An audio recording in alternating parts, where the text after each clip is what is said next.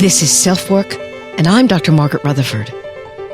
At SelfWork, we'll discuss psychological and emotional issues common in today's world and what to do about them. I'm Dr. Margaret, and SelfWork is a podcast dedicated to you taking just a few minutes today for your own self-work. Hello and welcome back to SelfWork. I'm Dr. Margaret Rutherford.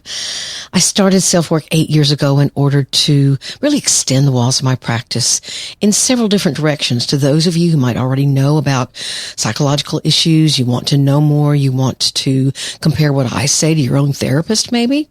To those of you who might be looking for answers and you Google Best Depression podcast and up comes SelfWork, which of course I'd be delighted for that to happen. But also to those of you who might be a little lost or skeptical about mental health treatment, really not know whether you can trust it. And maybe on SelfWork, you'll hear something that makes sense to you. I certainly hope so again. Thank you for being here.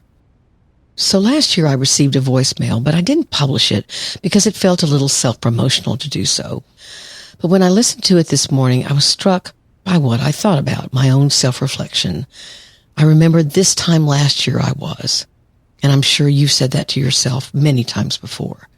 And yet asking yourself that question can lead you sometimes to comfort, misery, sadness, joy, gratitude, or resentment. But it can also help you to have a broader perspective of where your life was and where it's going, sort of like time travel in your own head and heart. That led me to the whole idea of what self-reflection is.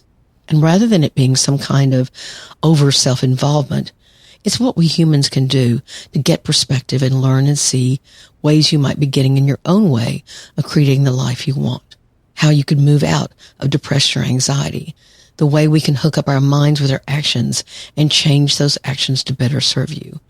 There's a famous quote from Socrates, a Greek philosopher who taught by asking his students questions. He said, "The unexamined life is not worth living." Meaning if you don't pause for a bit of self-reflection, you may not grow from your own experiences. I talked last week about an important question I ask people all the time who are trying to understand why they're struggling with some emotion they wish would go away, like a memory that's intrusive or an habitual behavior that they'd like to change. That question was, what could you still be trying to learn? So this simple idea is what we'll base this 367th episode of SelfWork on. How you put self-reflection into action. We'll organize those into a what question, a when, where, why, and how. What am I needing to still learn? When do I recognize that I need to put something new in place and put that into action? Where was I last year at this time? Why am I doing what I'm doing? What's my purpose? And how do I put the answers to those questions in place in very real ways in my life? Hopefully Socrates would be pleased, even if he's a very old dead guy. Let's first listen to a message from BetterHelp. I talked to someone last week whose experience with BetterHelp had been the best thing she did for herself in quite a while. Why? Because she felt like she kind of dipped her toe into the field of mental health or therapy. She'd never gotten therapy before, and it had been a great intro, and she wanted to move into regular therapy after that. Let's listen to BetterHelp.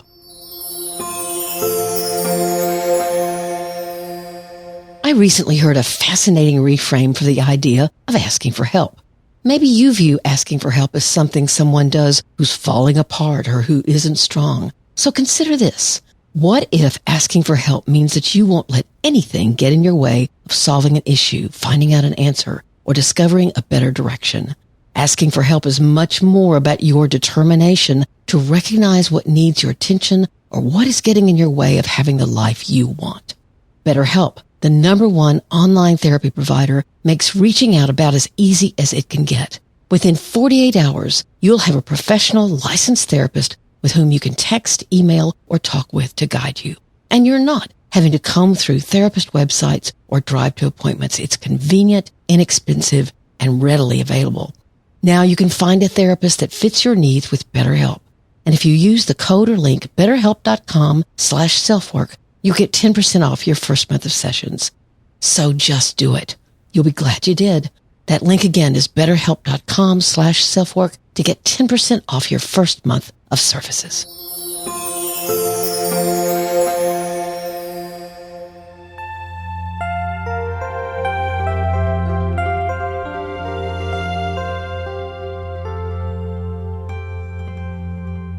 So again, I mentioned these in the intro, but these are the questions we're going to be looking at today. What am I still needing to learn? What have I learned? When do I recognize that I need to put something new in place? Where was I last year at this time? Why am I doing what I'm doing? What's my purpose? And how do I want to put the answers to those questions in place in very real ways into action? So let's take each of these questions and see how you can apply it in your own life. What am I still needing to learn? And what have I learned? This list could be anything from very concrete things to life lessons. I mean, I know how to cook a mean pasta with meatballs, but I also know how to be a good friend. But there are things in my bucket list that I don't know how to do. I'm sure there are ones in your bucket list that you'd like to do. You can literally fill in the blank. Maybe first start with the very concrete things you know and make that list. But then you could also list the things that are far less concrete or are more emotional or relational.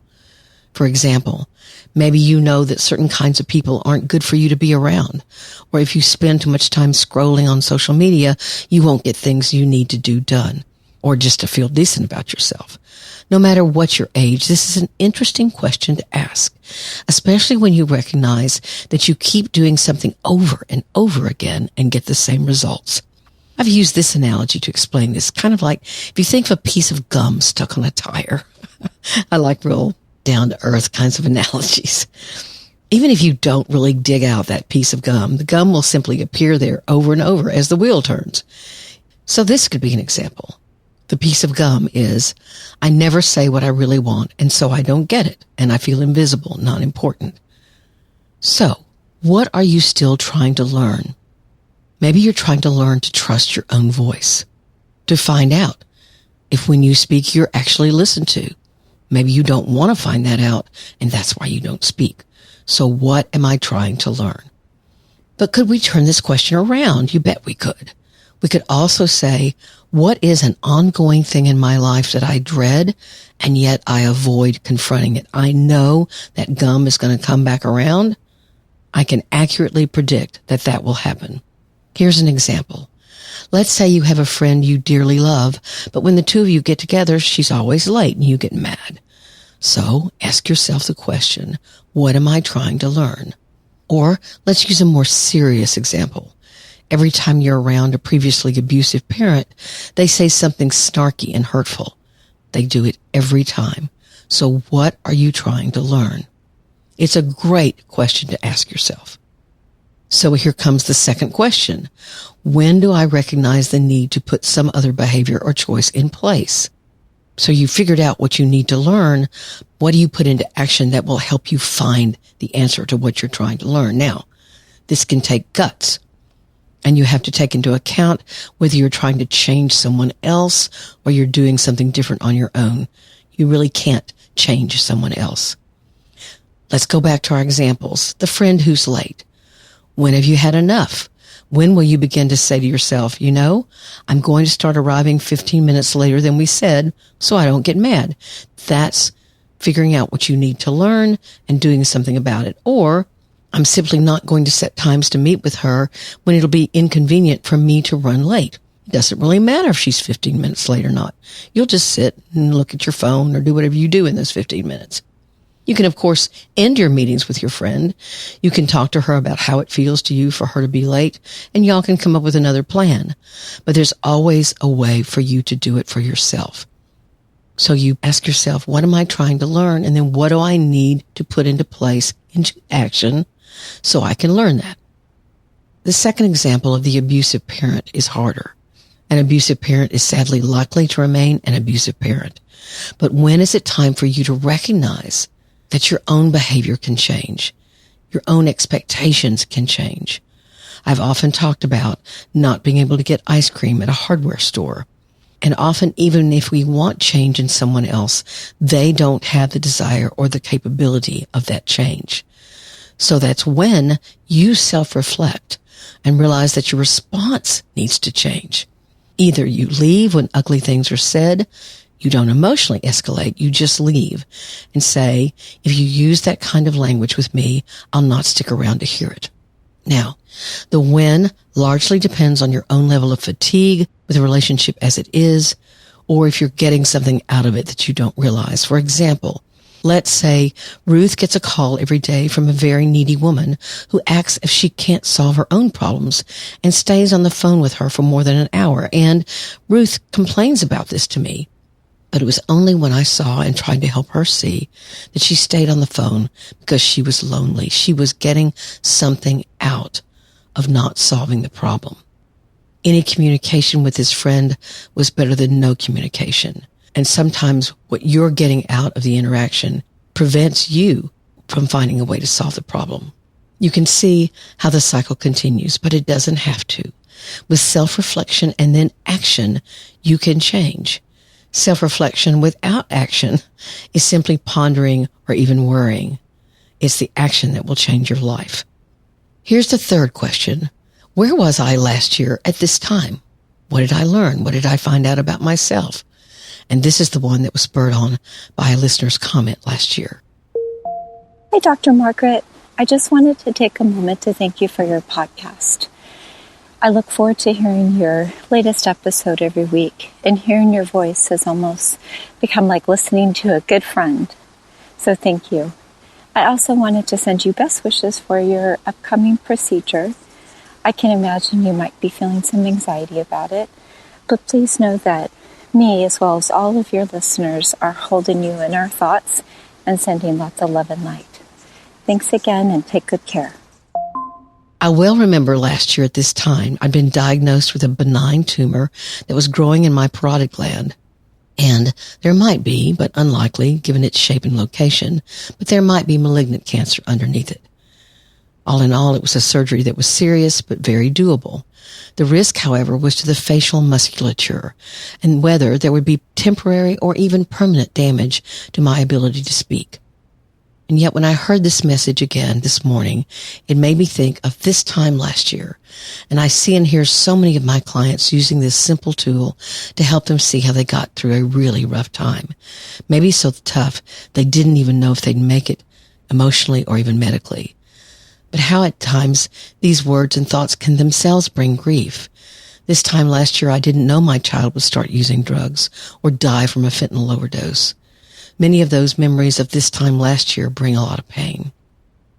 I still think, however, that whether it causes you pain or relief, asking yourself this question is a good idea. Take a minute or more to assess what you've learned in the last 365 days. What happened that was unexpected, but wonderful, or harmful, or worse. The point is this. You can use time as a marker for yourself. When was I at my best during the last year? What was I doing then? When was I at my worst? And what was I doing then?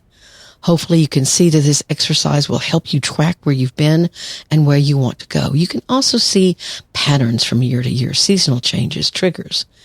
I had a friend tell me he always got angry when it started to get hot outside, and he never understood until he remembered that his dad had been a certain kind of truck driver and was always gone for much of the spring and summer, nearly all the time, and the kids were left to fend for themselves, their mother having abandoned them long ago. And that was when he was very, very young. So he began understanding why when the hot weather came or it began to warm up, he knew he was going to lose the only parent that he had. By the way, I learned so much from that surgery. My son came and took wonderful care of me. All of us talked about the future and what it might hold, how we could support one another. I learned more about the grace of asking for help. Not all looking back is joyful. Certainly if you're counting the days until the anniversary of a death of someone who was special to you, counting those days down can be gruesome. But it can also give you a sense of moving on. Again, what have you learned since their death? What have you put into action? What do you wish you could tell them? You can actually put this into action by writing them a letter and saying everything that you'd like to tell them. Celebrate how special they were to you and still are to you. Yes, time marches on, but you grow and change within that time. So it's important to recognize markers. What happened when? Again, putting self-reflection into action. So here's the fourth question. Why am I doing what I'm doing? What's my purpose? There are a lot of why questions that we can ask ourselves. This isn't a question that should make you immediately defensive as if you're putting yourself on the stand in a trial. You're not being tried for some crime. You're asking yourself, what was my purpose then, and what's my purpose now? Am I allowing a sense of purpose or value to guide my actions? Or am I simply going with the flow, not wanting to lead the parade, but certainly wanting to keep up with others? And think about that statement for a minute, if that's the way you feel. I don't want to lead the parade, but I don't want to be left behind. That statement says that keeping up with others is your purpose. And is that what you want it to be? Maybe it is. But how could that change? I'll state again, what you focus on grows. If you have a value you focus on in your life, like creating good for others, like succeeding in a business field, like reaching a goal of some kind that may at first seem outrageous, but the more you focus on it, the more it becomes real. So persistence is one of your values. Ask yourself, what do I value? And again, you might want to write down what you value most and what would that be, and how does your life reflect that value? Again, you self-reflect what your values are, and then you look to see how you're putting that value into action in your life. Now I've come to the last question, the how question. How do I want to put the answers to these questions in place in very real ways in my life? How can I learn what I need to learn? You take one step at a time. If you manage two, then two, but recognize it's a marathon, not simply a race. So as you put these ideas into action, you can find out. And if you do it one step at a time, your life will change. I guarantee it. One of my good friends was killed several years ago. She and I had both been jingle singers together, but she'd gotten a gig in Nashville singing backup for Reba McEntire. Her voice sounded more like Patsy Cline than anyone else I'd ever heard before or have heard since. Paula K. Evans. She was a young strawberry blonde with a dark and dusky voice. She was so very good. But I'll never forget where I was when I heard over some TV in a Best Buy that most of Reba's band had been killed in a plane crash. It was March of 1991. She would have probably been 33 or 34. I have often asked why she died and why I lived. I'll never know the answer. But I remember her husband said out of his grief, she died doing the thing she absolutely loved. My point? You want to try as much as you can and have control over to live your life, putting your self-reflections into action, learning and growing, being curious and persistent, loving and being loved. Self-reflection, when put into action, can help you with that.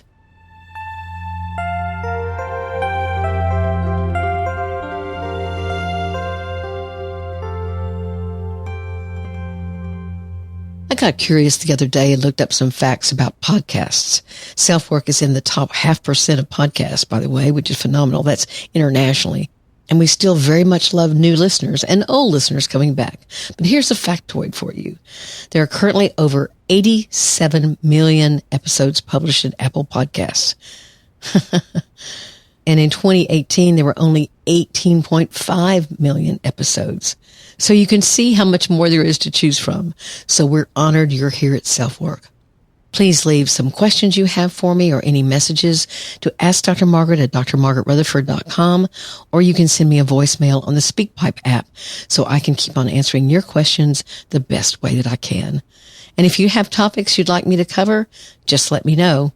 Those are the two ways you can get in touch with me. You can also join my Facebook group at facebook.com/groups/selfwork. I had a friend give Perfectly Hidden Depression to his wife 2 or 3 years ago as a Christmas present. And basically she said to me, you know, I didn't think he really saw me. And all of a sudden I recognized that he did. So not that that's a very typical holiday gift, but it's an idea. Thank you for being here.